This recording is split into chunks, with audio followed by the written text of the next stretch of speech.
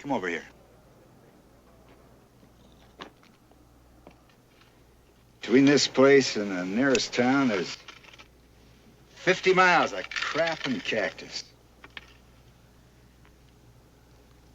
One man on the loose out there. You're too smart for that.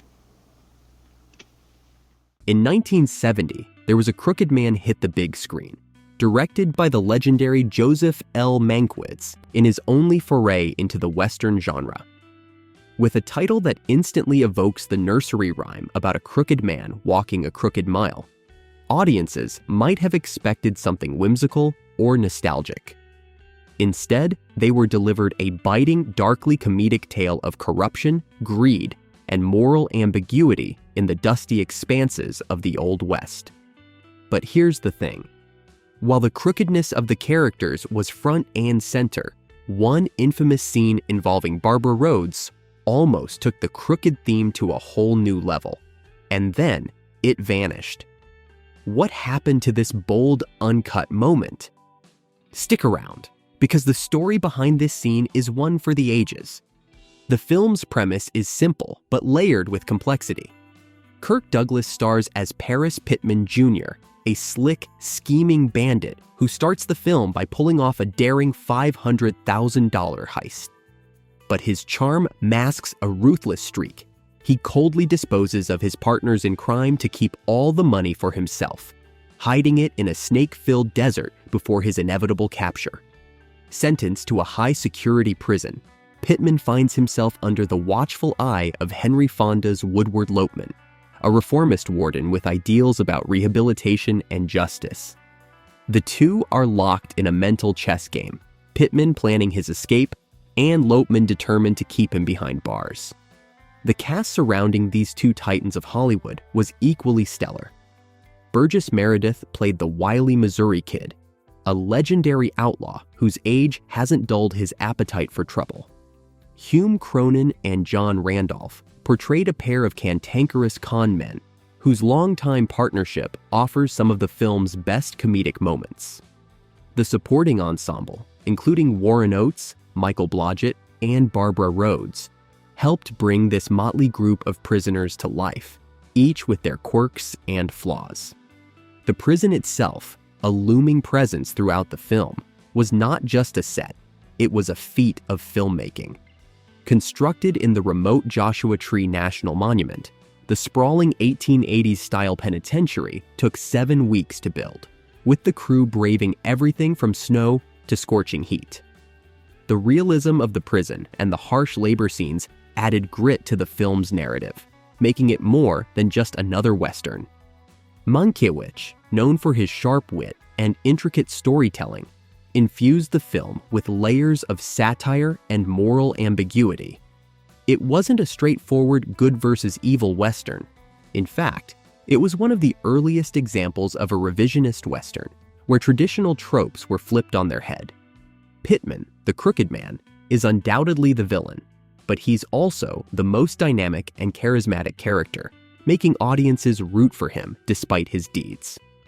Lopeman, the supposed hero, represents an outdated moral rigidity, making him seem naive and out of touch. The film cleverly blurred the lines, reflecting the shifting cultural values of the 1970s.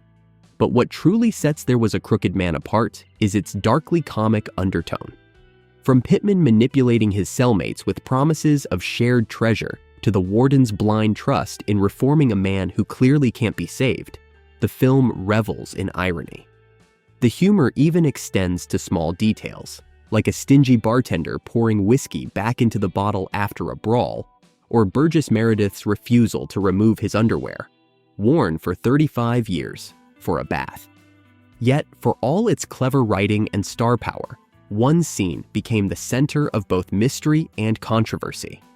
Barbara Rhoades, cast as Miss Jessie Brundage, a Victorian schoolteacher visiting the prison, was meant to provide comic relief.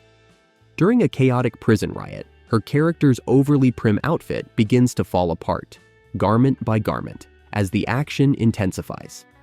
In the version that made it to theaters, she's last seen wearing a corset, one glove, and a look of utter panic.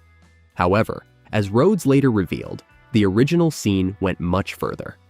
On the day of filming, Rhoades followed the director's instructions and continued losing pieces of clothing until she ended up completely nude, sprinting across the desert. While she later joked that she was comfortable bearing it all in front of the crew, the scene's explicit nature caused a stir with studio executives. Warner Brothers ultimately decided to cut the nudity from the final film, leaving only suggestive glimpses of her character's misadventures. Still, 2 promotional stills from the original scene exist, one showing Rhoades topless and another capturing her fully nude mid-sprint. The deleted footage has since become a subject of fascination, with fans speculating how it might have changed the film's reception. Was this cut scene too bold for its time, or was it simply a casualty of studio prudence? Adding to the intrigue, Rhoades wasn't even the first choice for the role. Actress Eileen O'Neill turned it down, citing discomfort with the script's risque demands. Meanwhile, Rhoades' willingness to perform the scene reportedly caught the attention of Playboy, which offered her a pictorial inspired by the film. She declined, preferring to leave the controversial moment in the past. This missing scene isn't the only thing that could have altered the film's trajectory. Monkeywich's original 165-minute cut contained other subplots and character moments that were trimmed to meet studio demands. Among the casualties was Lee Grant, an accomplished actress whose role was reduced to a blink-and-you-miss-it cameo. These cuts left some critics feeling that the film lacked focus, though many praised its biting humor and strong performances. Despite its ambitious vision, There Was a Crooked Man struggled at the box office. Released on Christmas Day in 1970, it failed to resonate with mainstream audiences. Some felt its cynicism and tonal shifts were too jarring, while others appreciated its bold departure from traditional westerns. Critics were equally divided, some praising the film's wit and intelligence, others lamenting its uneven pacing. And that brings us back to the title. There Was a Crooked Man may have borrowed its name from a nursery rhyme, but the film had little in common with childhood innocence. Instead, the title served as a metaphor for the story's morally crooked characters and the twisted journey they embarked on. Whether it was Paris Pittman's unapologetic greed, the prisoner's delusions of loyalty, or Lopeman's misplaced faith in reform, every character walked their own crooked mile, shaped by their flaws and choices. Even the ending, where the supposedly incorruptible Lopeman absconds to Mexico with Pittman's stolen fortune, revealed just how deep the crookedness ran. Ultimately, the film's legacy is as unique as its narrative. It's a Western that dared to challenge conventions, filled with humor, irony, and a touch of scandal. And as for Barbara Rhoades' infamous missing scene, perhaps it's better left to the imagination. A fitting twist for a film about deception and hidden truths. Now it's time to hear from you. What do you think about Barbara Rhoades' cut scene? Do you believe it would have changed the film's fate? Or was the studio right to leave it out? Let us know in the comments below.